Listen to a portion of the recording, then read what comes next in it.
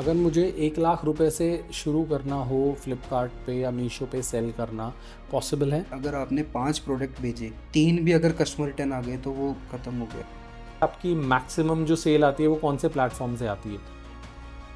मीशो में और फ्लिपकार्ट में क्या डिफरेंस है मेजरली? और अभी हमारा लास्ट 50 टू 60 करोड़ का एनुअल रेवेन्यू रहा। तो एक तो जो स्ट्रैटेजी है वो ये है कि सिंगल प्रोडक्ट को थोड़ा सा हायर प्राइस पे प्लेस्ड करो। बिल्कुल। 2 लोगे तो सस्ता और 3 लोगे तो और सस्ता। और सस्ता। लास्ट हम 5 ईयर से पैक ऑफ 2 पैक ऑफ 3 के अंदर लीड कर रहे हैं एक तरीके से। आपका एक बार जर्नी बताओगे? 2018 के अंदर हमने स्टार्ट तो डायरेक्ट ऑनलाइन नहीं करा था। पहले जो चीज़ हम 100 रुपये की ले रहे थे, लाइक वो 70 रुपये में आज बाजार में मिल रही, तो हमारे भी वो 30 रुपये लगते थे उस टाइम पे। जैसे नॉलेज बढ़ती गई तो आपकी कॉस्ट अपने आप कम होती जाएगी।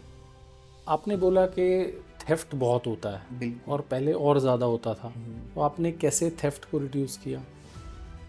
20 लाख रुपए की मैं अगर सेल कर रहा हूँ मीशो पे या फ्लिपकार्ट पे, तो महीने के कितने पैसे कमा सकते? सर महीने के अगर आप कमा सकते हो उसमें बहुत सारे लोग कुर्तियाँ सेल कर रहे हैं मीशो पे फ्लिपकार्ट पे, तो मेरे पास ऐसा क्या एज हो कि कस्टमर मुझसे ले? जैसे आपने कहा कि मेरी कुर्ती क्यों नहीं बिक रही, क्या आप कीवर्ड्स पे काम कर रहे हो?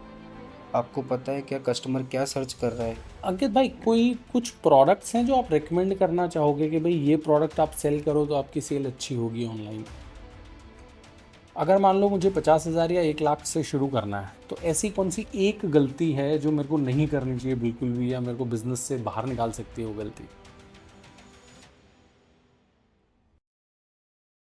हर पॉडकास्ट में ना कोशिश करता हूं किसी ऐसे गेस्ट को लाऊं जिससे आपको बहुत कुछ सीखने को मिले। आज के गेस्ट बहुत स्पेशल थे, अंकित जी को मैं लेके आया था। अंकित जी ई कॉमर्स पे सेल करते हैं, फ्लिपकार्ट मीशो जैसे पोर्टल्स पे शर्ट सेल करते हैं, 250 300 400 रुपए की शर्ट्स सेल करके। इनका जो एनुअल टर्नओवर है वो करीब 55 से 60 करोड़ तक का है। ठीक है, तो आज के पॉडकास्ट में हमने एंड टू एंड गेम समझा कि अगर आप 1 लाख के इन्वेस्टमेंट से ये बिजनेस शुरू करना चाहते हैं तो आप कैसे कर सकते हैं, कैसे प्रोडक्शन होता है, कैसे सोर्सिंग होती है, प्राइसिंग कैसे होती है, एड्स रन कैसे होते हैं। मतलब एंड टू एंड आपको गेम समझ में आ जाएगा ये पॉडकास्ट देख के। मैं ये चाहता हूं कि ये पॉडकास्ट आप पूरा देखें, और मुझे जाने से पहले ये भी बताएं कि क्या आप 3 4 इंपॉर्टेंट चीज़ें इस पॉडकास्ट से सीख पाए हैं जो अपने लाइफ में इंप्लीमेंट करेंगे। लास्ट तक देखना, मेरे को बता के ज़रूर जाना आपको ये पॉडकास्ट कैसा लगा। आपके लिए अच्छे गेस्ट लाता हूँ, उसके बदले में ना मुझे एक छोटी सी चीज़ चाहिए होती है। आप इस चैनल को सब्सक्राइब करें ताकि मैं फ्यूचर में और भी बेटर गेस्ट लेके आ सकूँ। Thank you, stay tuned. Hi Ankit, thank you so much, आपने टाइम दिया इस पॉडकास्ट के लिए। Thank you sir for inviting. मज़ा तब आएगा अंकित जब हम लोगों को हेल्प कर सकें, जो लोग लेट्स सो मीशो से सेल करना चाहते हैं, फ्लिपकार्ट से सेल करना चाहते हैं, अमेजोन से सेल करना चाहते हैं, तो कोशिश करेंगे उनको एंड टू एंड पूरा गेम हम सिखा दें। ठीक है, बिल्कुल सर। सो सबसे पहले थोड़ा सा अपने बारे में बता दीजिए, क्या प्रोडक्ट आप सेल करते हैं, कितनी आपकी एनुअल सेल है, वो थोड़ा सा बता दीजिए। सर प्रोडक्ट हम मेंस कैटेगरी के अंदर शर्ट सेल करते हैं अभी फ़िलहाल लास्ट 7 ईयर से, हम्म। सभी ई कॉमर्स मार्केट प्लेस पे। और अभी हमारा लास्ट 50 टू 60 करोड़ का एनुअल रेवेन्यू रहा है। अच्छा, 50 to 60 करोड़ का एनुअल का मतलब महीने की बात करें तो 4.5 से 5 करोड़ राइट का। Sir, right. तो 4.5 से 5 करोड़ में से आपकी मैक्सिमम जो सेल आती है वो कौन से प्लेटफॉर्म से आती है? 60%, 50% अपन 60% कह सकते हैं फ्लिपकार्ट पर। ओके।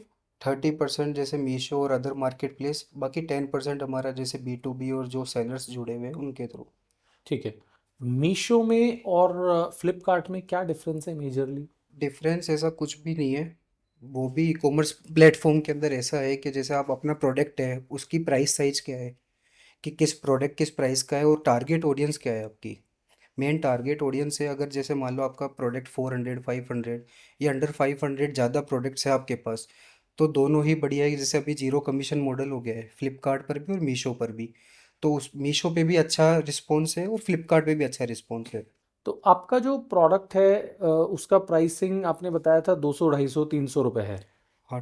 सिंगल की अगर मैं बात करूँ जैसे 200 से लेके 300 तक का प्रोडक्ट है। ठीक, एक बार अपने प्रोडक्ट के बारे में बता दीजिए, लोगों को क्या सेल करते हैं आप? हम मेंस कैटेगरी के अंदर शर्ट सेल करते हैं, जिसके अंदर जैसे हमारा ज़्यादातर प्रोडक्ट जो है वो पैक ऑफ 2 और पैक ऑफ 3 है।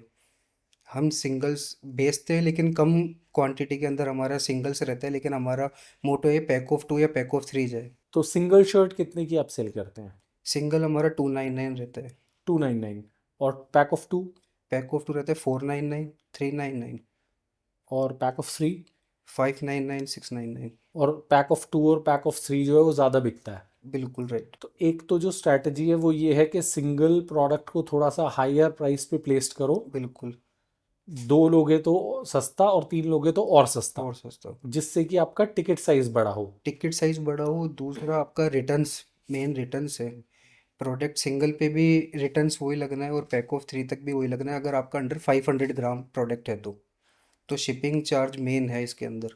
और दूसरा आपको रेवेन्यू, तीसरी चीज़ इसके अंदर ये कस्टमर भी आपको सही जेन्युइन मिलेंगे।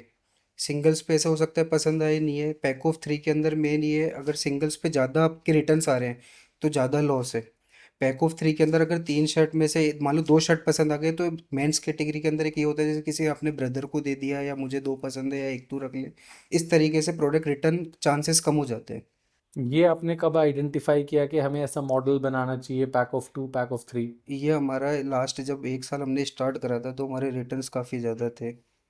तो प्रॉब्लम ये आ रही थी कि जैसे कस्टमर के पास प्रोडक्ट जा रहा है, वो रिटर्न जैसे 15% 20% पहुंच रहा था, तो वो वैल्यू ज़्यादा बढ़ती जा रही थी रिटर्न्स की। तो हमने कहा कि पैक ऑफ 2 या पैक ऑफ 3 करते हैं। अगर अंडर 500 ग्राम अगर शिपिंग चार्ज वही है तो अपन पैक ऑफ 2 पैक ऑफ 3 करके देखते हैं। तो लास्ट हम 5 ईयर से पैक ऑफ 2 पैक ऑफ 3 के अंदर लीड कर रहे हैं एक तरीके से, और कोई है नहीं। अगर आप देखोगे तो 60-70 हज़ार प्लस रेटिंग है, मतलब लाख प्लस रेटिंग है प्रोडक्ट्स पर भी। आपका एक बार जर्नी बताओगे, जैसे आपने मेरे को बताया था 2018 में शायद आपने शुरू किया हाँ था। जी। तो आपका एनुअल ग्रोथ मतलब कैसा रहा है? 2018 में सालाना सेल कितनी थी, 2022 में कितनी थी, 24 में कितनी थी? 2018 के अंदर हमने स्टार्ट तो डायरेक्ट ऑनलाइन नहीं करा था। पहले हम है ना मार्केट में बेचते थे, जैसे B2B हो गया, किस मैन्युफैक्चर से लेते थे और नीचे सप्लाई करते थे शॉप्स पे। फिर हमने खुद ने शॉप्स लगाई थी, वहाँ पर बेचते थे। पर उसके अंदर है ना मेन चीज़ ये थी, क्राइटेरिया इतना सही था जहाँ तक आपको लोग जानते, या फिर लोग जो जैसे चलते हुए हमारे से खरीद लिए इस तरीके से। धीरे धीरे जैसे हमारे पास मैन्युफैक्चर जुड़ता गया तो हमारे पास प्रोडक्ट काफ़ी आ चुके थे बेचने के लिए, और तब प्रोडक्ट ऐसे लगता है कि यार 200 रुपये की शर्ट है, इसको 300 में बेच सकते हैं। तब 200 की आती थी, तब टिकट साइज भी ज़्यादा था उस समय, शर्ट वगैरह सब सस्ती नहीं आती थी, आज से अगर 7 साल पहले की बात करूँ तो मैं। फिर हमने एक फ्लैट लिया, 700 800 स्क्वायर फीट का फ्लैट था, वहाँ पर हमने स्टार्ट करा कि एक बार ऑनलाइन स्टार्ट करते हैं। तो जब उस समय थे क्लब फैक्ट्री, लाइम रोड, इस तरीके से मार्केट प्लेस थे, फ्लिपकार्ट, मीशो उस समय थे। पर मीशो एज ए रीसेलर था, मतलब ई कॉमर्स नहीं कह सकते उसको, रीसेलिंग ऐप था वो, ठीक है। फिर हमने स्टार्ट करा जब, तो हमारे पास धीरे धीरे ऑर्डर आने स्टार्ट हो गए थे। पर लेकिन हम समझ नहीं पा रहे थे, ऑर्डर आ रहे थे हम डिस्पैच कर रहे थे, क्योंकि हमें इसके बारे में ज़्यादा कुछ पता भी नहीं था, ना हमने किसी तरीके की कोई क्लास ली थी। धीरे धीरे हमें 6 महीना होता गया, लेकिन फिर हमें समझ में रिटर्न्स ज़्यादा आ रहे हैं, प्रोडक्ट कहाँ जा रहे हैं। उस समय तो इतना टेक था भी नहीं, जैसे लॉजिस्टिक की चोरी होना जो अभी मेजर इशू है कि इस चोरी से कैसे बचे। तो वो हमारे साथ उस समय काफ़ी होता था कि थर्ड पार्टी लॉजिस्टिक है, पैक ऑफ जैसे 2 भेजा, एक शर्ट आ रही है, आरटीओ के अंदर चोरी हो रही है। तो मेजर ये ज़्यादा प्रॉब्लम आना स्टार्ट हो चुकी थी। तब हमने 7 8 महीने 10 महीने के अंदर ये सोचा था कि या तो इस पे बेचते, नहीं फिर इस पे गिव अप कर देते। क्या तो अगर ऐसा ही चलता रहा तो हम हट जाएंगे, मतलब B2B स्टार्ट जो चल रहा था पहले वो करते रहेंगे। फिर हमने पैक ऑफ 2 का लगाया कि पहले पैक ऑफ 2 स्टार्ट करते। हमने स्टार्ट करा तो रिटर्न्स तो हमारे कंट्रोल में आ चुके थे, और जो फीडबैक आ रहा था, कस्टमर का रिव्यू जो आ रहा था उसको हम पढ़ते थे, चाहे ख़राब आए चाहे कैसे भी है, उससे सही करते थे प्रोडक्ट के अंदर क्या प्रॉब्लम आ रही है। धीरे धीरे वो लॉजिस्टिक की जो चोरी थी, जब हमारे को थर्ड पार्टी, जब उस समय थर्ड पार्टी सर्विस इतना थी भी नहीं कि किसी टैग का इस्तेमाल करके, सब कुछ मैनुअल हो रहा था। 1 लाख रुपए 50 हज़ार रुपये की सेल के अंदर हम मैनुअली कर सकते हैं एक बार ट्रैक, क्योंकि रियल टाइम पोर्टल नहीं रहता कि जिससे आप अपने ऑर्डर आईडी को ट्रैक कर सको। उस समय जैसे आज मैंने बेचा है तो आज के आज ही मैं पता लगा लूँ शाम को कि मेरे ऑर्डर आईडी क्या है, किस ट्रांजिस्ट में है, कहाँ पर है, कैसे है। उसमें 24 घंटे का टाइम तो पोर्टल खुद लेता है, 48 घंटे का टाइम। तो मेजर प्रॉब्लम ये आना स्टार्ट हो चुकी थी रिटर्न्स को लेके। कस्टमर रिटर्न हमारा कंट्रोल हो चुका था, मेजर प्रॉब्लम आ रही थी आरटीओ, जो लॉजिस्टिक से रिलेटेड रहती है। इसको पकड़ना ज़रूरी था हमारे को। तो कई बार हमने, जैसे लॉजिस्टिक चोरी कर रहा है तो हमने काफ़ी टीम को बताया कि हमारे पास इस तरह की प्रोडक्ट आ रहे हैं, तो वो क्लेम पास कर रहे थे इनिशियल टाइम पर, जब स्टार्टिंग के अंदर हम कर रहे थे। धीरे धीरे क्लेम रिजेक्ट होने लग गए, क्योंकि नंबर ऑफ ऑर्डर काफ़ी ज़्यादा वो आने लग गए थे, आरटीओ खराब। तो हमने धीरे धीरे उसको स्टॉप करा। मतलब जहाँ पे सेल 2 लाख की थी, हमने 1 लाख की करना पसंद करी कि एक बार हम कम कर देते हैं सेल को। सेल होती गई, फिर हमने धीरे धीरे जब हमारे को थर्ड पार्टी सर्विस मिली कि हम आरटीओ कैसे ट्रैक करते हैं, कहाँ हैं, आप इसको ऑन बोर्ड कर लीजिए। तो हमने ऑनबोर्ड करा, तो उससे हमें ये फ़ायदा हुआ कि हमें ये पता रहे हमारी ट्रांजिस्ट के अंदर 5 5 लाख का माल है, 10 लाख का माल है, 20 लाख का माल है। तभी आप कैलकुलेट कर पाओगे कि आपकी इन्वेंट्री कितनी है, ट्रांजिस्ट में कितना है और पेमेंट कितना मांगते हो आप सामने वाले से। फिर हमें प्रॉब्लम आई नहीं। फिर दूसरा क्या था, कोविड उस समय आ गया था। तो हमारे लिए काफ़ी चैलेंजेस रहा था कोविड आना। कोविड के अंदर हमारा पूरा जैसे ट्रांजिस्ट के अंदर भी रुक गया प्रोडक्ट। और जो पेमेंट थे, पेमेंट तो आ रहा था जितना ऑर्डर बन जितना डिलीवर्ड हो चुका था, लेकिन ट्रांजिस्ट काफ़ी ज़्यादा रुक गए थे। तो हमारे लिए प्रॉब्लम था कि अब इसको 2 महीने 3 महीने तक हमें टिकट रेस करती रहनी पड़ेगी, क्योंकि वो प्रोडक्ट तो अल्टरनेट हमें चाहिए ही ना वापस 1 महीने 2 महीने बाद जैसे भी खुलेगा। तो वो हमारे लिए एक मेजर चैलेंज था उस समय। ओके।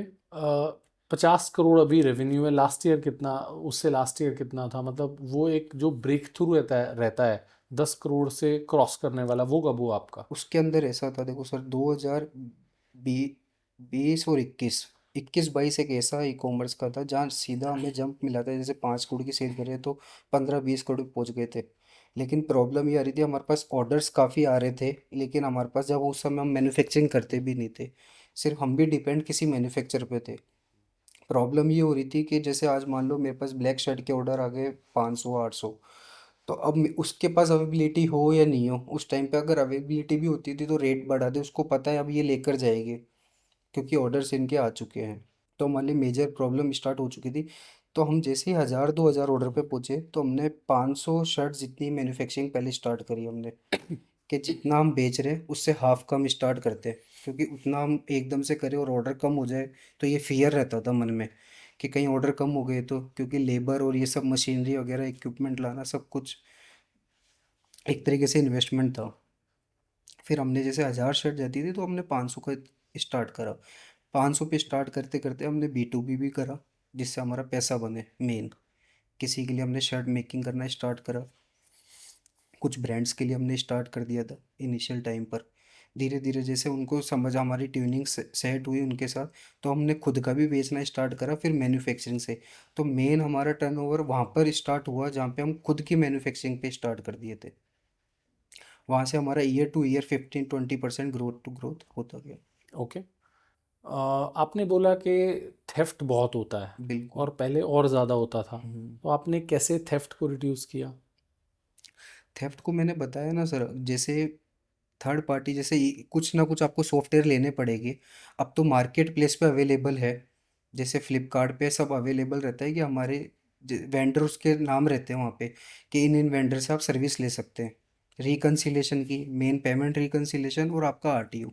सबसे मेजर प्रॉब्लम यही है ई कॉमर्स के अंदर कि हमारा पेमेंट, हमने लाइक 200 रुपये का अगर प्रोडक्ट बेचा है तो 200 रुपये मुझे मिल रहा है क्या। दूसरी चीज़, जो मैंने प्रोडक्ट भेजे, अगर उसमें से 1000 प्रोडक्ट भेजे, अगर मेरे 100 आरटीओ है, तो मेरे 100 आरटीओ सेफ है क्या कि वो मेरे पास आ जाए। अब 100 में से अगर 90 आ रहे हैं, तो उस 10 के लिए आप क्या करोगे। बार बार आप अगर 2 3 लाख की सेल कर रहे हो तो आप मैनुअली नहीं कर सकते उसको काम। आपको सॉफ्टवेयर लेना पड़ेगा जिससे ऑटो जनरेट मेल जाए कंपनी को और आपका वो पैसा आए।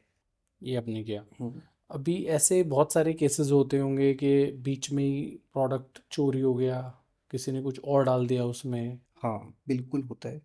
तो इसके अंदर जैसे मान लो, अगर सेलर अगर 2 या 3 लाख की सेल पर है अभी पर डे पर, तो उसको ये सजेशन है, जैसे अभी VMS चालू हुआ है, वेंडर मैनेजमेंट सिस्टम का।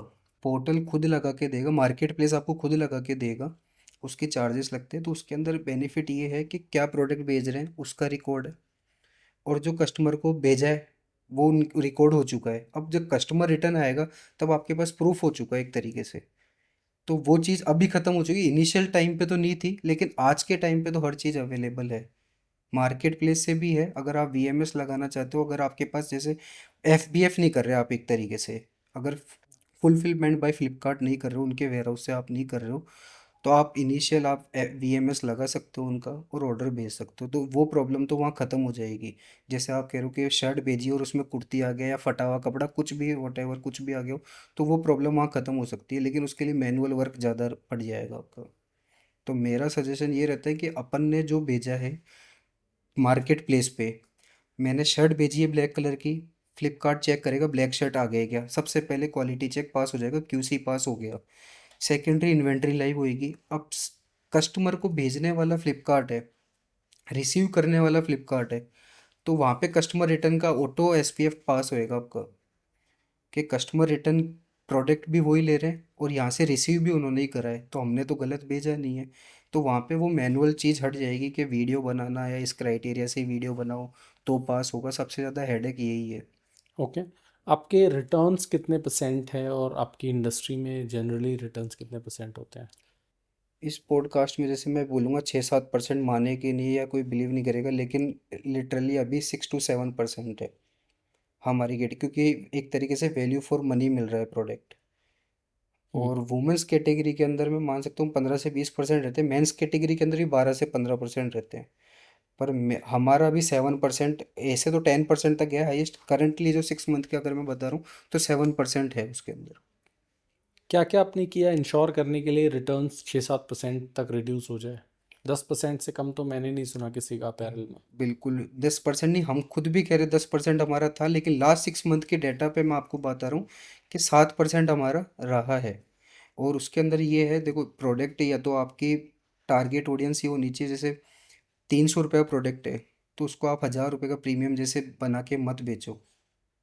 अगर आप यूथ फर्स्ट जैसे सर्च करोगे, हमारा ब्रांड नेम है, तो अगर आप देख लोगे उस पर किस तरीके की फ़ोटो शूट है और हमारा क्या टारगेट ऑडियंस है, तो उनको रिलेटेबल रखे प्रोडक्ट। अब उसी प्रोडक्ट को अगर मैं 1000 रुपये जैसा प्रीमियम जैसा दिखने का भेजूँ और फिर प्रोडक्ट जाए 300 रुपये का, तो वो रिटर्न होना ही होना है। तो टारगेट ऑडियंस होना, ये माइंडसेट होना चाहिए कि मैं किसको बेचना चाहता हूँ, मेरी ऑडियंस कौन सी है और क्या माइंडसेट की है, उस अकॉर्डिंग अपने प्रोडक्ट को चूज़ करना चाहिए। अगर मुझे 1 लाख रुपए से शुरू करना हो फ्लिपकार्ट पे या मीशो पे सेल करना, पॉसिबल है? पॉसिबल है, लेकिन उसमें प्रॉब्लम जैसे अगर मान लो अगर उसके अंदर इन्वेंट्री इन्वेंट्री लेनी हो आपको और लैपटॉप और प्रिंटर लेना हो, तो इनिशियल कर सकते हो आप 10-20-30 हज़ार की सेल पर।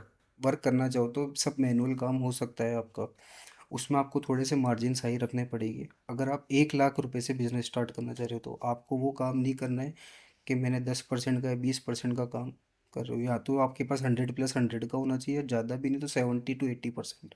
क्योंकि उसके अंदर प्रॉब्लम ये है, अगर आपने 5 प्रोडक्ट भेजे, 3 भी अगर कस्टमर रिटर्न आ गए तो वो पूरा ख़त्म हो गया। कस्टमर रिटर्न चार्जेस तो लगे ही लगेगी, आरटीओ तो नहीं लगेगा लेकिन कस्टमर रिटर्न चार्जेस लगेगा।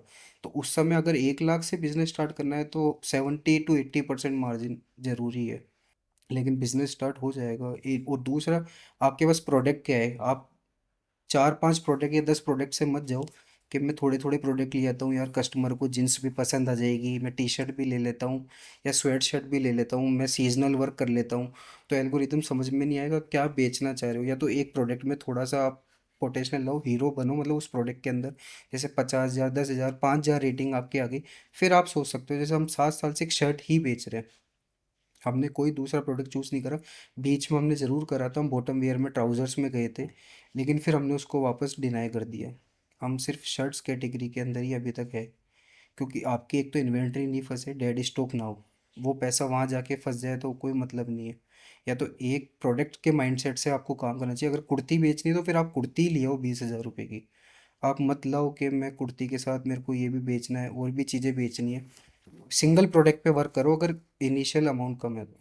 अच्छा, एक चीज़ बताओ, जैसे मान लो मैं कुर्ती सेल करना चाहता हूँ तो बहुत सारे लोग कुर्तियाँ सेल कर रहे हैं मीशो पे, फ्लिपकार्ट पे। तो मेरे पास ऐसा क्या है जो कि कस्टमर मुझसे ले? बिल्कुल सही चीज़ है जैसे आप आपकी। शर्ट सेल कर रहे हैं, बिल्कुल। बहुत सारे लोग शर्ट सेल कर रहे होंगे, आपसे कम रेट में भी कर रहे होंगे, आपसे बिल्कुल ज़्यादा में भी कर रहे होंगे, आप ही का प्रोडक्ट कस्टमर क्यों चूज़ करता है? सर, उसके अंदर ऐसा है, जैसे आप मान लो कुर्ती बेचना चाहते हो, आप कह रहे हो कि मेरे प्रोडक्ट भी बिकने चाहिए, अगर मैं डाल रहा हूँ और कॉम्पिटिटिव प्राइस भी है सिमिलर प्राइस के अंदर या 50 रुपये ज़्यादा भी है, तो प्रोडक्ट कैसे बिके।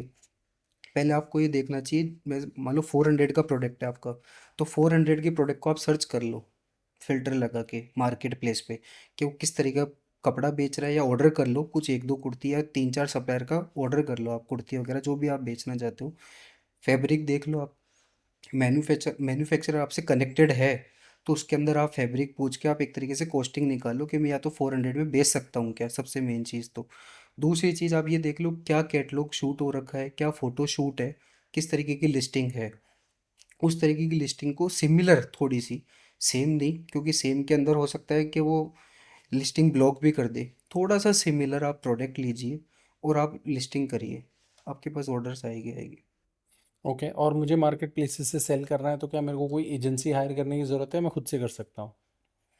अगर आपको नॉलेज नहीं है तो थोड़ी सी आप नॉलेज ले सकते हो। अगर जैसे कोई भी ई कॉमर्स क्लास वगैरह कुछ चल रही हो तो वहाँ से थोड़ी सी नॉलेज ले लो, या यूट्यूब पे देख लो, जैसे अभी पॉडकास्ट करे तो कुछ आपको मिल जाएगा। जैसे मैंने आपको कहा कि यहाँ यहाँ चोरी होती है, जैसे अभी कोई नया स्टार्ट करता तो वो इन्वेस्टमेंट के अंदर डरेगी कि यार मैं सॉफ्टवेयर अभी क्यों लूँ, मेरे तो अभी 20,000 30,000 रुपये लग जाएंगे, लेकिन वो प्रोडक्ट चल जाएगा।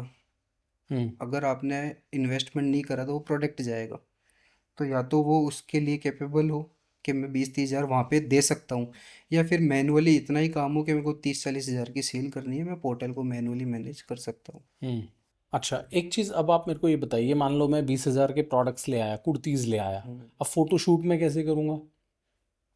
फोटोशूट जैसे मैंने आपको बताया, अभी करंटली अगर मान लो कोई करना चाह रहा है तो अब तो काफ़ी बेनिफिट्स है। तो जैसे एआई है, हम्म। तो उसका एडवांटेज लीजिए, सब्सक्रिप्शन ले लीजिए, जो सिमिलर फ़ोटो है आप उसको उठाइए, थोड़ा सा चेंजेस कर दीजिए, तो आपके फ़ोटो शूट के तो पैसे बच गए। जहाँ 400-500 रुपये प्रोडक्ट शूट के लगते थे, वो बच जाएगी एक तरीके से। या एक तरीके से या तो टेबल टॉप शूट्स करा लीजिए जो और भी सस्ता होता है, उस तरीके के आप सिमिलर प्रोडक्ट डाल दीजिए, तो आपके कॉस्टिंग ये तो बच जाएगी फ़ोटो शूट वाली। लिस्टिंग का जो पार्ट है अगर आपको नहीं आती है, मेन चीज़ है कीवर्ड्स। नए सेलर जैसे आपने कहा कि मेरी कुर्ती क्यों नहीं बिक रही, क्या आप कीवर्ड्स पे काम कर रहे हो? आपको पता है क्या कस्टमर क्या सर्च कर रहा है, वो सर्चिंग वर्ड डाल रहे हो आप लिस्टिंग के अंदर? तो मेन चीज़ ये है कि आपके लिस्टिंग के अंदर सर्चिंग वर्ड वो होने चाहिए जो कस्टमर सोच रहा है कि यार कुर्ती क्या है, वुमेंस कुर्ती लिख रहा है, क्या लिख रहा है। कीवर्ड्स पे भी डिपेंड करता है आपका प्रोडक्ट ऊपर आने पे। आप एआई यूज़ करते हैं फोटोशूट्स के लिए या किसी और पर्पज़ के लिए? करते हैं बिल्कुल। करते हैं एआई। कौन सा ऐप आप यूज़ करते हैं फ़ोटोज़ क्रिएट करने के लिए, या एजेंसी से शूट कराते हैं? नई एजेंसी से भी शूट कराते हैं, और जो जैसे हमारे सिमिलर बेसिक प्रोडक्ट होते हैं वो हम एआई के थ्रू भी करते हैं। अगर मान लो मुझे 50,000 या 1 लाख से शुरू करना है, तो ऐसी कौन सी एक गलती है जो मेरे को नहीं करनी चाहिए बिल्कुल भी, या मेरे को बिजनेस से बाहर निकाल सकती है वो गलती? 50,000 1 लाख से आपको करना है, देखो ई कॉमर्स के अंदर ज़्यादा चैलेंजेस रिटर्न्स को लेकर ही है। हम्म। बार बार इसी चीज़ पर ही है कि मेरे रिटर्न्स कहाँ हैं, या मेरे पास फ्रॉड हो रहा है। आप देखते हो कि कई बार सोशल मीडिया वीडियो आती है यार मैंने ये भेजा था, वो लॉजिस्टिक को ब्लेम कर रहे होते हैं या सीधे मार्केट प्लेस को ब्लेम कर रहे होते हैं। ना तो इसमें मार्केट प्लेस का हाथ है, इसमें मेन चीज़ है थर्ड पार्टी। और जी जो बीच में कुरियर बॉय घूम रहे हैं, मेन चीज़ तो वहीं पर ही है, तो वो ज़्यादा फियर रहता है। अब वो मैंने आपको इस चीज़ का क्लियर कर दिया, जैसे वीएमएस हो, पहले ये था नहीं, अब ये सिस्टम दे रहा है। अगर मार्केट प्लेस तो ये हो या आपके पास, या फिर इन्वेस्टमेंट करने के लिए थोड़ा सा पैसा हो, तो आपको ये चीज़ बाहर नहीं करेगी। दूसरी चीज़, आपने जो चीज़ फोकस करके, जैसे एक ब्लैक कुर्ती है, सिमिलर थोड़े से एसक्यू लेके आओ, 5 7 या 10 प्रोडक्ट लिए हो सिर्फ। आपको ज़्यादा प्रोडक्ट नहीं रखने, 40 50 या 100 प्रोडक्ट 20,000 के अंदर आप लियो कि मेरे को तो दो दो ही दे दो भैया, या एक एक साइज के एक एक ही दे दो। गलती से अगर उनका ऑर्डर आता है, या मान लो आपने 5 5 इन्वेंट्री चढ़ा दी, आपके पास रियल इन्वेंट्री एक है, तो फिर आपके वापस चार्जेस लगना स्टार्ट हो जाएगी, ब्रीच होएगी ऑर्डर, अकाउंट का कस्टमर एक्सपीरियंस ख़त्म हो जाएगा। इसके अंदर क्राइटेरिया होता है, जैसे कस्टमर एक्सपीरियंस आपको इतने पॉइंट तक रखोगे तो ये विजिबिलिटी मिलेगी, इतने पॉइंट पे जाओगे तो ये विजिबिलिटी मिलेगी। बैच होते हैं सिल्वर गोल्ड प्लेटिनम डायमंड, तो वो आपको जैसे क्राइटेरिया पूरे करने पड़ते हैं, तो विजिबिलिटी भी उस अकॉर्डिंग रहती ओके। अपने खुद के वेबसाइट से बेचना बेटर है या मार्केट प्लेसेस से बेचना बेटर है? है। इनिशियल मार्केट प्लेस से कहूँगा, अगर मार्केट प्लेस आप बेचते हो इनिशियल, क्योंकि खुद की वेबसाइट के अंदर एक तो डिज़ाइन, अगर 1,50,000 का या 5 लाख से भी धंधा कर रहा है कोई इंसान, तो वेबसाइट में ही 1 लाख रुपए चल जाएगी डिज़ाइन करवाना उस तरीके से। फिर दूसरा, आपको सोशल मीडिया के लिए एंगेज करने के लिए आपको रखना पड़ेगा, या तो आप खुद ही एंकर हो अपने प्रोडक्ट के तो बेस्ट है, तो वो पैसा बच जाएगा। तीसरा, इन्फ्लुएंसर मार्केटिंग करनी पड़ेगी, आपको एसएमएस वगैरह के जो भी स्ट्रेटेजी है, ये इनके पैकेज लेने पड़ेंगे, व्हाट्सएप के लेने पड़ेंगे, मेल के लेने पड़ेंगे, और एसईओ मार्केटिंग करानी पड़ी, गूगल ऐड, मेटा ऐड। अगर आपके पास इन सब के लिए पैसा है तो आप कर सकते हो। बाकी मैं ये कहना चाहूँगा, इनिशियल ई कॉमर्स पे करिए। सोशल मीडिया पे आप एंगेज कर दीजिए, या तो अपने प्रोडक्ट के लिए कि आप यहाँ से ले सकते हैं। जैसे आप देखते हो कि कई प्रोडक्ट पे लिखा था है also available on this this market place. तो इस तरीके से आप कर सकते हो, जैसे आपको लगता है कि हाँ मेरे पास अब कस्टमर आ रहे हैं, या खुद सर्च करके ले रहे हैं मार्केट प्लेस पे, या मार्केट प्लेस पे अंदर आप इंसाइट्स में देखोगे तो रिपीट कस्टमर कितने हैं मेरे। तो उस बेस पे आप कर सकते हो कि मेरा अगर रिपीट कस्टमर आ रहा है 45%, 50% या 60% रिपीट कस्टमर है। जैसे अनारकली कुर्ती वगैरह कुछ है, जैसे वुमेन्स बार बार रिपीट कर रही है क्योंकि उनको पता लग जाता है यार ये अच्छा ब्रांड है और मेरे को इस तरीके से लेनी है, इसी की कुर्ती को डिज़ाइन आई क्या। तो फिर आप उस डेटा के बेस पे कर सकते हो। मैं इनिशियल ऐसे नहीं कहूँगा कि आप खुद पैसा लगा दो, फिर आप इतने सारे इन्फ्लुएंसर रखने पड़ेंगे, कभी बार्टर आप करोगे, कभी आपको पेड भी देना पड़ेगा इन्फ्लुएंसर को। तो इनिशियल ई कॉमर्स से करिए। आप सोशल मीडिया पे अगर खुद अपने प्रोडक्ट के एंकर बन सकते हैं कि मेरा ये प्रोडक्ट है, और आप खुद फेस लेकर आ सकते हैं सामने, लोगों को एंगेज कर सकते हैं, अपने प्रोडक्ट के बारे में बता सकते हैं, तो फिर आप वेबसाइट पे लैंड करा सकते हो अपनी ऑडियंस को। ओके। ओपन बॉक्स डिलीवरी अभी कितना है इंडिया में, कितना यूजुअल है ये, और इससे एक्चुअली फ़र्क पड़ता है, सिर्फ फील गुड फैक्टर है? ओपन बॉक्स डिलीवरी मेनली देखो मिंत्रा पर ज़्यादा है, कि वहाँ पे प्रोडक्ट जा रहा है, टैग लगता है। अगर वो टैग कस्टमर हटा देता है तो वो प्रोडक्ट लेते भी नहीं है वापस कस्टमर से। मेनली फ्लिप मीशो पर तो है नहीं अभी ओपन बॉक्स डिलीवरी, फ्लिपकार्ट ने चालू कर दिया है फैशन के अंदर, कि ओपन बॉक्स डिलीवरी लेके उसके अंदर अगर कस्टमर का ख़राब आता है तो डिनाई भी कर देता है। अगर कस्टमर उनका जेन्युइन लगता है कि हर बार रिटर्न नहीं कर रहा है कस्टमर, अब ये डाटा भी उनके पास है। जैसे धीरे धीरे इसको टाइम लगेगा, मेरे हिसाब से 2-3 साल लगेंगे काफ़ी चीज़ें चेंज होने के अंदर, क्योंकि 7 साल से हम देख रहे हैं काफ़ी चीज़ें चेंज हो चुकी है और काफ़ी चीज़ें चेंज हो जाएगी। इस पीरियड के अंदर 2 ढाई साल 3 साल और जो रह जाएगा मेरे हिसाब से ई कॉमर्स के अंदर, तो फिल्टर हो जाएगा वो काफ़ी ज़्यादा। ओपन बुक्स डिलीवरी के अंदर सामने वाले से प्रोडक्ट लिया, अब उसका डाटा भी उनके पास है, इन्होंने कितनी बार कस्टमर रिटर्न करा है। 10 बार अगर कस्टमर ने खरीदा है कोई प्रोडक्ट फ्लिपकार्ट से, उसमें से अगर 7 बार रिटर्न कर दिया तो वो वैसे ही ब्लॉक है, उसको खरीद भी नहीं सकता है, तो उसको दूसरे नंबर से साइन अप करना पड़ेगा, या वो प्रोडक्ट नहीं ले पाएगा। ये क्राइटेरिया उन्होंने कर दिया है हम्म। फ्लिपकार्ट ने। अच्छा, अंकित भाई, न्यू सेलर्स जो रहते हैं वो जनरली किस टाइप की गलतियां करते हैं कि उनके ई कॉमर्स बिजनेसेस नहीं सस्टेन कर पाते हैं? न्यू सेलर सर गलती से करते हैं, अगर कोई अच्छा सेलर्स बन गया है, जैसे 5-10 लाख, अगर 7 लाख की उस पर सेल आना स्टार्ट हो गई, या 5 लाख 4 लाख की सेल स्टार्ट हो गई, तो मेरा ये कहना है उसको अब थोड़ा सा बिजनेस पर्पज से सोचना पड़ेगा कि मेरे को थोड़ी सी टीम हायर करनी पड़ेगी। अगर आपके मार्जिन्स अच्छे हैं तो आपको टीम हायर करना पड़ेगा, चाहे फिर वो मार्जिन्स आपके पास कम रह जाए, पर एक बार टीम आप कर लोगे तो आप फ्री हो खुद। जैसे लिस्टिंग के लिए आप आदमी रख, मतलब मैन पावर रख सकते हैं। फ़ोटोशूट किसके पास जाना है, किसको बात करनी है मार्केट प्लेस से, क्योंकि जब आप इस सेल पर आ जाओगे तो आपको डेडिकेटेड अकाउंट मैनेजर मिलता है, कैम मिल जाता है आपको। तो आपको क्या बात करनी है, क्या प्रोडक्ट चल रहा है, क्या ट्रेंड आइटम है, तो आपको समय टाइम के अकॉर्डिंग आपको फिर चलना पड़ेगा। जैसे अभी हम कई बार पूछते हैं कि अभी क्या चल रहा है, बेस्ट सेलिंग प्रोडक्ट क्या है, कौन सा ऐसा ब्रांड है जैसे जो अंडर 700 में शर्ट बेच रहा है, तो उसके कौन से ऐसे प्रोडक्ट है जो ज़्यादा बिक रहे हैं, क्या आप हमें बता सकते हैं। तो वो भी अब ऑप्शन आ चुका है, जैसे इसके अंदर कि आप इनसाइट्स में देखोगे तो बेस्ट सेलिंग प्रोडक्ट है, उनकी सेल भी आती है लिखी हुई, यूनिट भी आती है, तो आप उनको भी उठा सकते हो।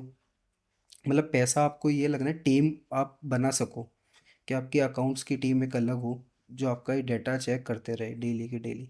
और थर्ड पार्टी की जिससे आप सर्विस, जिससे भी आप सर्विस लेते हो, उनसे आप कोऑर्डिनेट रहे कि मेरे पास शाम तक मुझे मेरे रिटर्न्स की शीट भेज देना, सुबह मेरे रिकन्सिलेशन, एक आप 7 डे शीट भी बना सकते हो। हर हर इंसान को आप अपनी 7 डे शीट दे सकते हो। 6 डे आप अगर आप वर्क करा रहे हो मंडे टू सैटरडे, उसके अंदर आप पॉइंट लिख दो। जैसे मान लो लिस्टिंग एक जना कर रहा है, उसको आपने क्या क्या वर्क दे रखे, यस नो कर दो, क्या आपने ये काम कर लिया, यस, तो आपको पता लग जाएगा उस डेली शीट से कि आदमी मेरा कितना काम कर रहा है। क्या आपने आज रिटर्न चेक करे, यस या नो। क्या आपने आज लिस्टिंग कर दी, क्या आपने आज बात करी कैम से, क्या आपने नए प्रोडक्ट चूज़ करे, क्या आपके पास इन्वेंट्री का आपने देखा कौन सा है कौन सा नहीं है प्रोडक्ट अपने पास।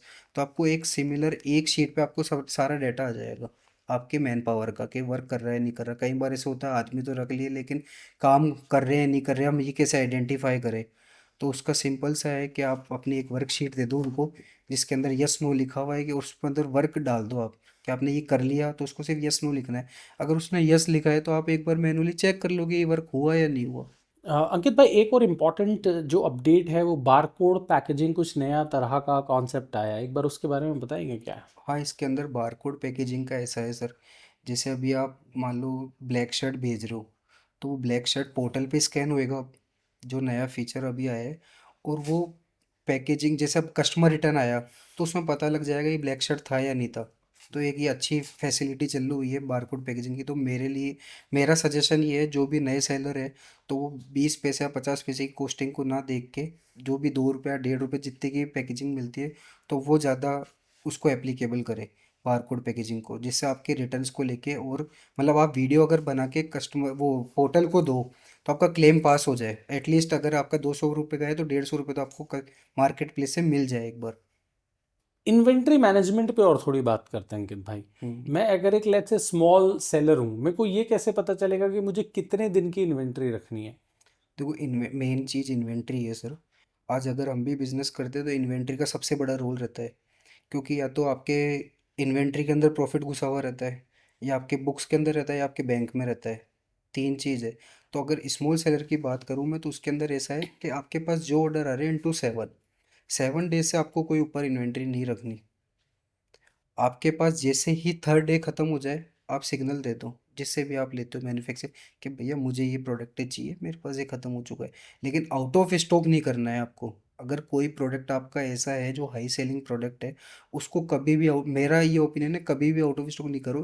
अगर फेस्टिव सीजन के अंदर 1 2 दिन 3 दिन 5 दिन हो जाए तो तो कोई दिक्कत नहीं है। लेकिन कंटिन्यूस अगर वो आउट ऑफ स्टॉक रहा, तो अगर आप जब तक फुलफिलमेंट करोगे, जब तक प्रॉब्लम क्रिएट हो जाएगी, वो एल्गोरिदम पकड़े नहीं पकड़े, उसको वापस ऊपर आने में टाइम लग जाएगा।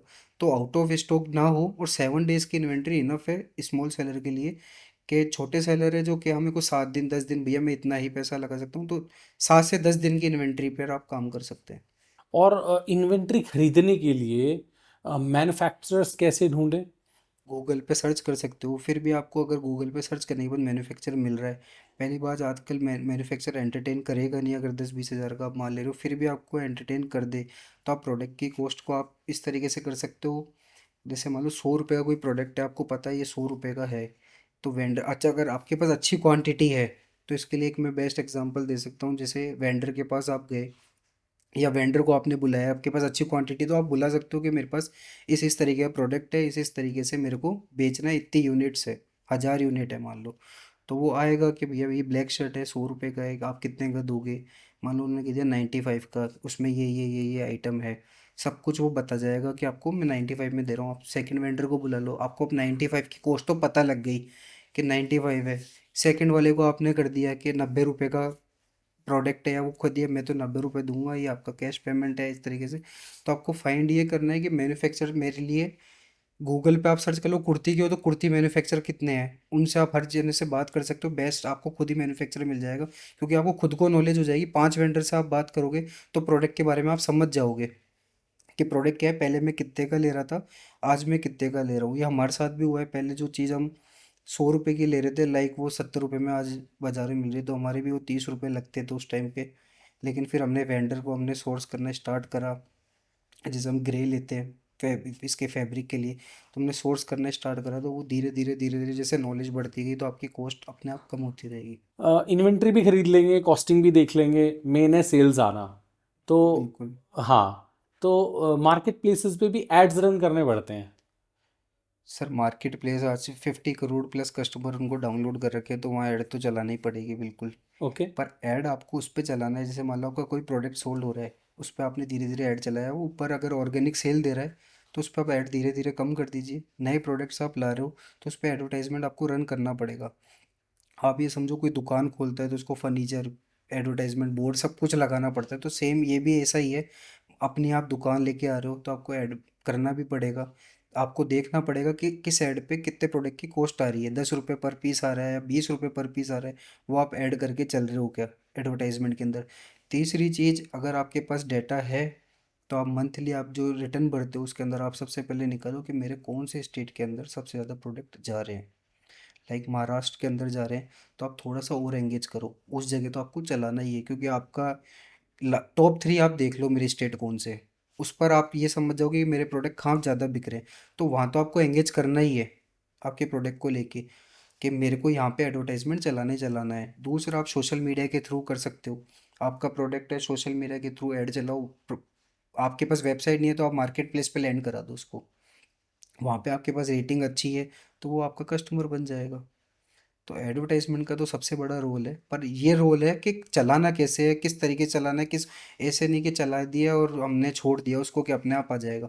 वो डेटा के अकॉर्डिंग के, जैसे मैंने आपको बताया स्टेट कौन सा सबसे ज़्यादा कहाँ बिक रहा है, जिस स्टेट में नहीं बिक रहा आप थोड़ा सा रन करके देख सकते हो। आजकल टाइम फिल्टर आता है कि आपको कहाँ चलाना है ऐड, कौन से प्रोडक्ट चला रहे हैं। इनफैक्ट पिन कोड का भी है कि मुझे किस जगह चलाना है, सिटी वाइज। पिन कोड तो नहीं, सिटी वाइज, कि मुझे यहाँ चलाना है, जैसे जयपुर में चलाना है, दिल्ली में चलाना है, कहाँ चलाना है। तो आप उस तरीके से आप देख सकते हो कि यहाँ से मेरे पास आ रहे हैं क्या, ऐड से मेरे पास कस्टमर आ रहे हैं। जैसे आज 1000 ऑर्डर थे तो ऐड कल मैंने चलाया तो कुछ बढ़े गया, 20 30 50 ऑर्डर, 100 ऑर्डर बढ़े गए। लेकिन स्टेट को या जहाँ पे भी आपकी सिटी में माल बिक रहा है उसको आइडेंटिफाई करके आपको चलाना है। प्रोडक्ट पे भी आपको ये देखना है कि मुझे उस पर कितनी कॉस्ट लग रही है। मालूम पड़े प्रोडक्ट 100 रुपये का 50 रुपये ऐड कॉस्ट खा रहा हो। अंकित भाई, कोई कुछ प्रोडक्ट्स हैं जो आप रिकमेंड करना चाहोगे कि भाई ये प्रोडक्ट आप सेल करो तो आपकी सेल अच्छी होगी ऑनलाइन? या किस टाइप से चूज करें प्रोडक्ट कैटेगरी? लेट्स से मेरे को शुरू करना है बिजनेस, मेरे पास 1 लाख रुपए या 2 लाख रुपए है, तो मैं कैसे प्रोडक्ट चूज करूँ कि क्या प्रोडक्ट होना चाहिए? सबसे पहले आप लग्जरी प्रोडक्ट पे मत जाओ। या तो इनिशियल आप प्रोडक्ट ये समझो मार्केट प्लेस किस अकॉर्डिंग है। आपको एज ए मिंत्रा या इन पे आजियो पे टाटा लग्जरी पे जाना है तो आपका प्रोडक्ट माइंडसेट अलग होना चाहिए कि मेरे को क्या वैल्यू का प्रोडक्ट लाना है, किस वैल्यू पे कस्टमर को एक्सपीरियंस देना है। आपका ये है माइंडसेट कि मुझे मार्केट प्लेस जैसे फ्लिपकार्ट मीशो इन पे बेचना है अंडर 500 तरीके से, मतलब अंडर 500 वैल्यू पे प्रोडक्ट बेचना है। तो आपको ये देखना चाहिए कि मैं अगर वुमेंस में जा रहा हूँ तो वुमेंस के अंदर ज़्यादा चॉइस रहती है। अगर आप देखोगे सबसे ज़्यादा रिटर्न वुमेंस कैटेगरी के अंदर है। कुर्ती समझ में आ गई या नहीं है वो वापस रिटर्न हो जाएगा। उनके कुछ भी तो, और फैशन आउट मेन चीज़ तो फैशन पर डिपेंड करता है कि आपका सस्टेनेबल फैशन है या नहीं है। क्योंकि गर्ल्स के अंदर और लेडीज़ के अंदर आप देखोगे तो फैशंस आउट होते रहते हैं, नए नए फैशन आते रहते हैं। लेकिन कुछ जैसे टॉयज़ हो गया, ये अच्छा है, इसमें नॉन रिटर्नेबल है। काफ़ी सारे प्रोडक्ट है जिसके अंदर आप देख सकते हो, जैसे टी शर्ट्स हो गई, ग्राफिक टी शर्ट्स हो गई। इसके अंदर शूज़ के अंदर अच्छा कर सकते हो। लेकिन पर्टिकुलर ज़्यादा एसक्यू पे नहीं करना, 10 20 एसक्यू पे स्टार्ट करना है आपको। ओके, फिर hero product identify. Hero product identify ऐसे होएगा जैसे 10 प्रोडक्ट आपने लेकर आए, उसमें से 2 प्रोडक्ट हिट हो रहे हैं। हिट होना मतलब बार बार बस रिपीट रेगुलर सेल आ रही है उसकी। तो आपको 8 पे ज़्यादा ध्यान, मैं ये नहीं कहूँगा ज़्यादा ध्यान नहीं देना। थोड़ा सा आप उस पर वर्क कर लीजिए और 2 3 महीने अगर आपके पास सेल आ रही है तो ठीक है, नहीं उसको डिसकंटिन्यू करके दूसरे प्रोडक्ट आप ला सकते हो। एक चीज़ ये है, जैसे मान लो आप कोई शूज़ का काम कर रहा है तो शूज़ के अंदर उसने देख लिया भाई मेरे पास ब्लैक कलर वाइट कलर, उसको बेसिक शूज़ देखने पड़ेंगे जो इंडियंस के अंदर, इंडियंस फैमिली के अंदर बेसिक चल रहे हैं। कि यार ये एज क्राइटेरिया पकड़ लो, या 40 50 के प्लस के इस तरीके के शूज़ पहनते हैं, ज़्यादा माइंडसेट वाले ये शूज़ है, तो उस पे ही वर्क करना स्टार्ट कर दो। कि मेरे को इस तरीके की प्रोडक्ट बिकने हैं, या तो 5 प्रोडक्ट आपके 1000 बिके या 2 प्रोडक्ट 1000 बिके तो वो ज़्यादा अच्छा है।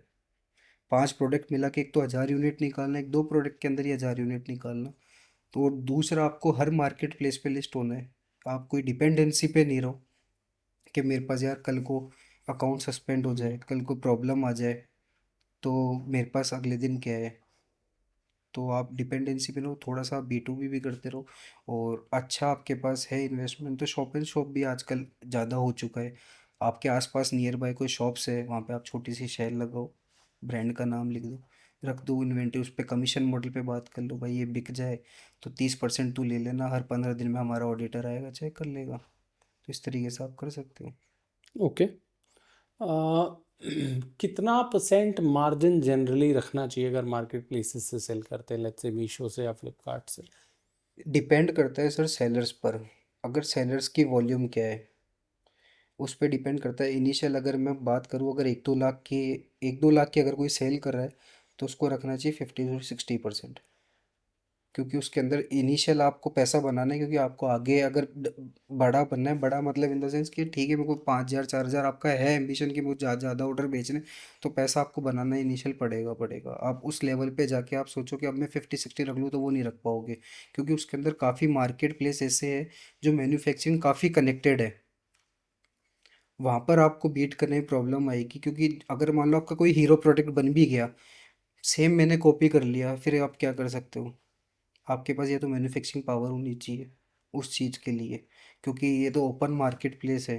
मेरे को मान लो किसी की शर्ट समझ में आ गई, इसके इतने शर्ट बिक रहे हैं, मैंने उसकी कॉपी कर ली, तो सामने वाला अगर मैन्युफैक्चर आएगा तो मैं नहीं करूँगा कि फिर वो प्राइस वॉर होएगा वो। तो मैं नहीं करूँगा, मैं चाहूँगा नहीं कि उसको करूँ। मैं ये चाहूँगा कि जो 700 800 में बिक रहा है उससे सिमिलर ले आऊँ, तो मेरा भी काम चलता रहेगा, उसको भी मुझे नहीं छेड़ना एक तरीके से। ओके, लेट्स से मैं अगर सेल करता हूँ, मेरी 10 लाख रुपए महीने की सेल है मीशो से या फ्लिपकार्ट से, हम्म। तो आपके हिसाब से महीने का कितना रुपए मैं बना लूँगा?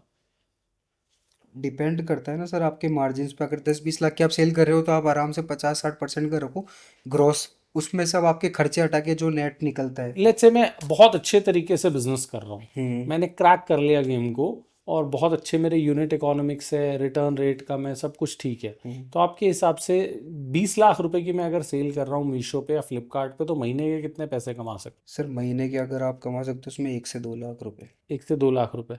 उसकी भी ये प्रॉब्लम है क्योंकि आप हर चीज़ से आपको जैसे रिटर्न आ रहे हैं उसको लेस करना, पैकेजिंग को लेस करना, आपकी टीम इतनी बड़ी हो जाएगी जब आप कह रहे हो हर चीज़ हमने कर रखी है, आपके पास हर चीज़ का सॉफ्टवेयर है, हर चीज़ की टीम है, तो हर चीज़ का पैसा कटता रहेगा उस चीज़ में। फिर नेट आपके पास क्या बचता है? दूसरी चीज़, आपने लोन ले रखा है उसका इंटरेस्ट हो गया, या लोन नहीं ले रखा बाहर से पैसा लगा रखा है, या खुद का इनिशियल पैसा है, तो उसका भी तो एक इंटरेस्ट है ना। 20 लाख रुपये आप अगर आप खुद के लगा रहे हो तो एक तरीके से 40,000 या 20,000 तो उसका इंटरेस्ट बनता ही है ना। 20 लाख रुपए महीने की सेल करने के लिए मुझे 20 लाख रुपए फंड्स लगाने पड़ेंगे? नहीं, इनिशियल अगर आपके रेफरेंस और आपका ऐसा है कि मेरे को क्रेडिट फैसिलिटी मिल जाती है मार्केट से, तो आपको फिर 20 लाख नहीं लगाने, क्योंकि आपके पास अगर मान लो 45 डेज या 50 डेज की कुछ क्रेडिट पे आपको प्रोडक्ट मिल जाते हैं तो आपके पास टाइम है। दूसरा, प्रोडक्ट को आप कितनी जल्दी बेच सकते हो, डेड स्टॉक आपके पास नहीं रहे, आपका कैश फ्लो पॉजिटिव रहे, हम्म। वो ज़्यादा मैटर करता है। क्योंकि अगर आपकी सेल ज़्यादा है तो आपके पास फ्लो भी उस तरीके से होना चाहिए। थैंक यू अंकित भाई, मुझे लग रहा है काफ़ी इन्फॉर्मेटिव रहा है पॉडकास्ट, हमने लोगों को काफ़ी इन्फॉर्मेशन दिया है। जाने से पहले आप कोई 3 4 चीज़ें बताना चाहेंगे यूथ को कि यार ये 3 4 चीज़ें हैं, गलतियां हैं, ये तो बिल्कुल मत करना, नहीं तो तुम्हारा धंधा बंद हो जाएगा? सर ऐसा है, अगर प्रोडक्ट, मेरी ये है पहली चीज़ तो, अगर आपकी एक तो नीयत साफ़ होनी चाहिए, जिससे भी आप काम करो, जो भी आपके सप्लायर कनेक्टेड है, प्रॉब्लम किसी को नहीं है आपको। और दूसरी चीज़, आपका सिस्टम मैनेज अच्छा होना चाहिए, क्योंकि अगर मार्केट प्लेस पे आप काम कर रहे हो तो सिस्टम अगर नहीं है तो आप वर्क नहीं कर पाओगे। तो सेकंड वाली चीज़ तो आपको प्रॉपर ध्यान रखनी है, अगर मुझे करना है तो माइंडसेट तैयार होना चाहिए कि ये पैसा लगेगा लगेगा। थर्ड चीज़ ये है, प्रोडक्ट पे आपको हर प्रोडक्ट पे नहीं भगना है कि वो क्या कर रहा है, सामने वाले को देख के इन्फ्लुएंस नहीं होना है। कि जैसे मान लो कोई रील देख लिया, कुछ देख लिया कि यार ये प्रोडक्ट अच्छा है, इस प्रोडक्ट पे अच्छा मार्जिन है, इस तरीके से पहले आपके माइंडसेट में, खुद बिजनेसमैन जो होता है उसके माइंडसेट पहले ही क्लियर हो जाता है कि इतने का प्रोडक्ट है, मैं इतने को बेच सकता हूँ या नहीं बेच सकता, अपने अंदर पहले आ जाएगा कि ये कस्टमर लेगा भी या नहीं लेगा। कई बार प्रोडक्ट होता है, कई बार कोई चीज़ अपन को दिखाता है कि यार ये 500 का प्रोडक्ट है, अपन को लग जाएगा यार 500 का नहीं, मैं तो 300 रुपये दूंगा। तो वो प्रोडक्ट माइंडसेट क्लियर होना चाहिए अपना, अगर आप बिजनेस कर रहे हो तो। ओके, पैसा खुद का लगाएं या लोन ले लें? इनिशियल आपके पास खुद का है, स्टार्टिंग में तो लोन मिलेगा भी नहीं स्टार्टिंग में तो आपको खुद को ही लगाना पड़ेगा, उसके लिए भी एक स्टेबिलिटी मांगेगा बैंक, तभी आपको लोन मिल सकता है। तो स्टार्टिंग में खुद का लगाओ, थोड़े से रेफरेंस अच्छे बनाओ, सप्लायर आपको सपोर्ट करेगा ही करेगा। अगर उसको प्रॉब्लम नहीं आएगी आपसे, या आपके रिलेशन अच्छे रहेंगे, तो सप्लायर आपको डेफिनेटली सपोर्ट करेगा, उसके सपोर्ट से आप आगे बढ़ जाओ। Alright, thank you so much Ankit भाई, हमने स्टेप बाय स्टेप आपने कोशिश की है लोगों को सिखाने की कि कैसे एक मीशो से या फ्लिपकार्ट से रिकरिंग इनकम बनाया जा सकता है। सो थैंक यू सो मच, आपने टाइम दिया, and thank you so much लोगों ने लास्ट तक ये पॉडकास्ट देखा। आपके पास बहुत सारी चीज़ें देखने का ऑप्शन था, बट आप लोगों ने पूरा ये पॉडकास्ट देखा है, विच प्रूव्स के you are one of those 1% जो अपनी लाइफ को बेटर बनाना चाहते हैं। So thank you so much for staying till the end. जाने से पहले मेरे को बता के जाना अगले पॉडकास्ट में कौन से गेस्ट को बुला के लाऊं, और इस पॉडकास्ट में कौन सी 2 3 चीज़ें ऐसी है जो आप अपनी लाइफ में इम्प्लीमेंट करने वाले हैं। Thank you.